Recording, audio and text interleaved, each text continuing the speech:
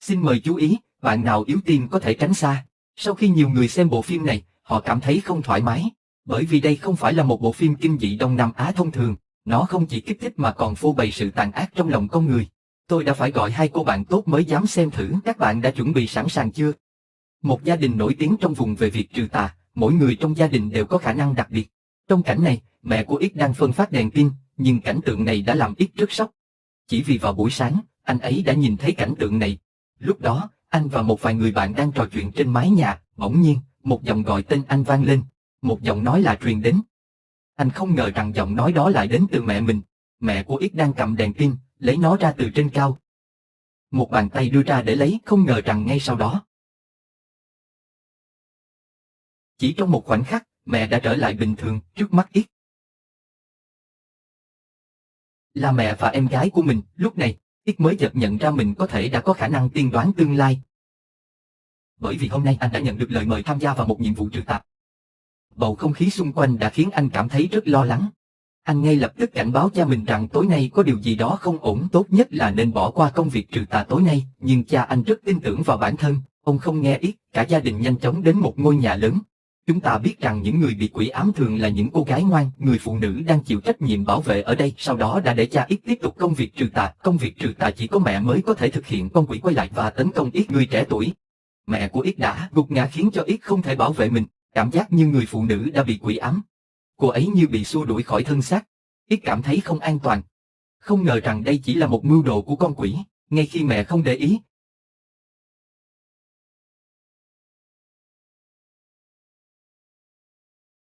con quỷ liền tấn công X bằng phép thuật mạnh mẽ. Khi mẹ phát hiện ra, mọi chuyện đã quá muộn. Bà chỉ có thể hy sinh bản thân để cứu con trai. Mẹ đã sử dụng một phép thuật chết người.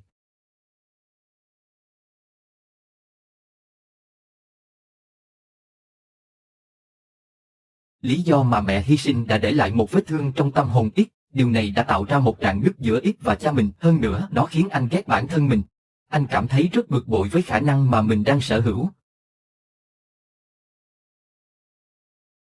Một học kỳ mới bắt đầu, cha của X đang ở nhà ông Oan bên cạnh. Ông nhận được một công việc rất hấp dẫn.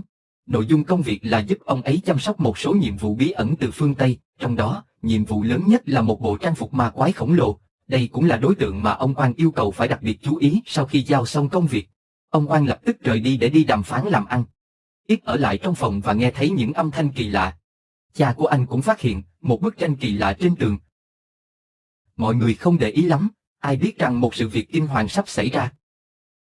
X lấy chìa khóa từ cha mình, rồi dẫn theo em gái và vài người bạn đến đây tham quan.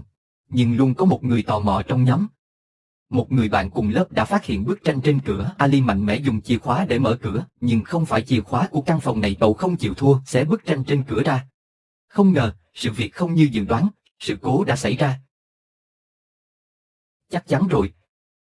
Hai người béo và Ali lập tức chạy đi.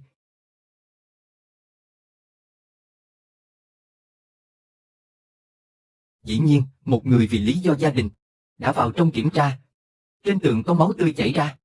Điều này thu hút sự chú ý của cậu. Không khí trong nhà làm cho người ta sợ hãi. Vội vàng kéo bạn vào phòng, căn phòng này rốt cuộc đang giấu điều gì? Một nửa đêm, X đến phòng mẹ tìm sự an ủi. Bởi vì những sự việc vừa xảy ra quá đáng sợ. Trong giấc mơ, cậu nghe thấy tiếng rít. Một âm thanh kỳ lạ.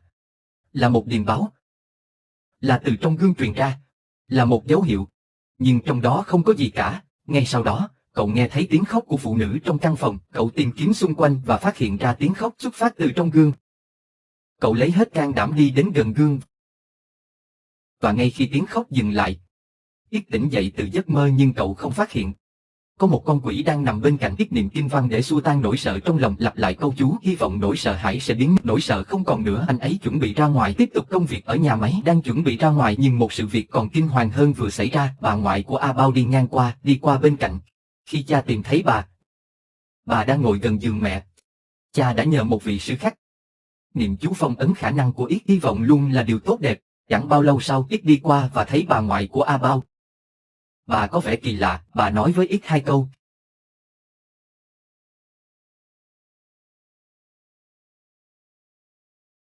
Khi X xuống cầu thang, thân xác của bà ngoại A Bao đã xuất hiện trước mặt. Không ngờ, phong ấn không có tác dụng. Sau lưng bà ngoại, một con quái vật hiện ra. Lưỡi dài của nó liếm vào mớ thịt trên đất. Mọi chuyện có vẻ mới chỉ bắt đầu. Trên người bà ngoại, ít nhìn thấy hai chân nhỏ của một đứa bé.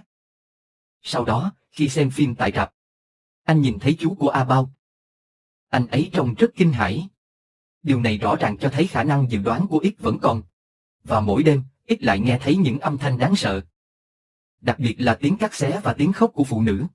Ngày hôm sau, khi đi đến thành phố, ít nghĩ về việc sẽ gỡ bỏ tấm bùa. Lúc này, máu bắt đầu chảy nhiều hơn. Cậu muốn đi tìm bùa, nhưng bị một lực lượng bí ẩn kéo lại. Khi ít lao về phía trước, một cơn gió mạnh thổi qua.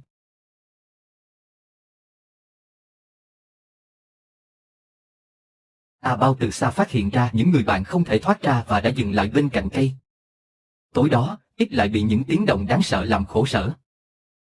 Cậu bất ngờ đến phòng của bà ngoại. Ngồi xuống bàn ăn. Một người đứng sau mang đến một đĩa cơm chiên. Nhưng khi ăn, ít cảm thấy không đúng. Lúc nhìn ra những thứ trong đĩa trông rất kỳ lạ.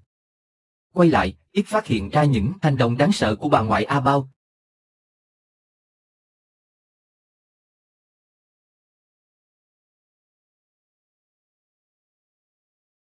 Sự kinh hoàng kéo dài, khiến một linh hồn bị cuốn vào cơn ác mộng. Hóa ra, ít thấy A Bao đang ôm lấy một vật chết, nhìn điên cuồng.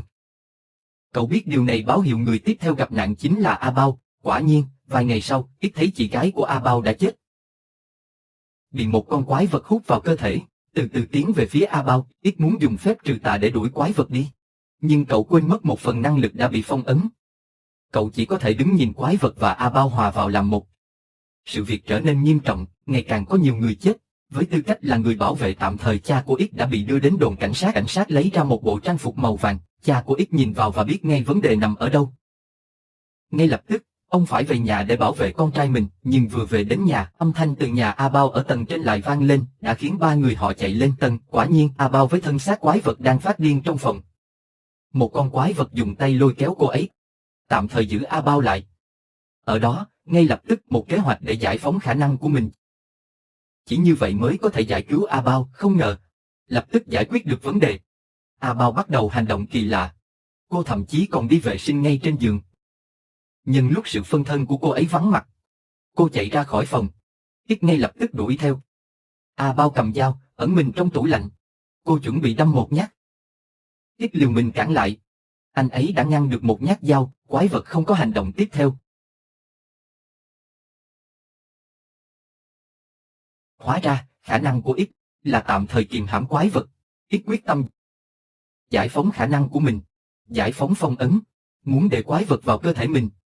Nhưng rõ ràng quái vật không quan tâm đến đàn ông. Ít phải sử dụng sức mạnh của mình một cách cưỡng ép. Ít đưa con quái vật vào miệng mình. A Bao phải làm sao khi bị quái vật nhập vào? Cùng lúc đó, cha của A Bao đang trên đường về nhà. Và đến khi A Bao bị quái vật nhập vào, ông bắt đầu dùng sức mạnh để trấn áp quái vật. Ông đã xóa bỏ phần mất kiểm soát. Sau đó, ông tìm đến một cách khác để gỡ bỏ hết những mối nguy hiểm. Cha của ít đã cố cứu ít. Ông đánh vào mặt ít để giúp ít lấy lại quyền năng.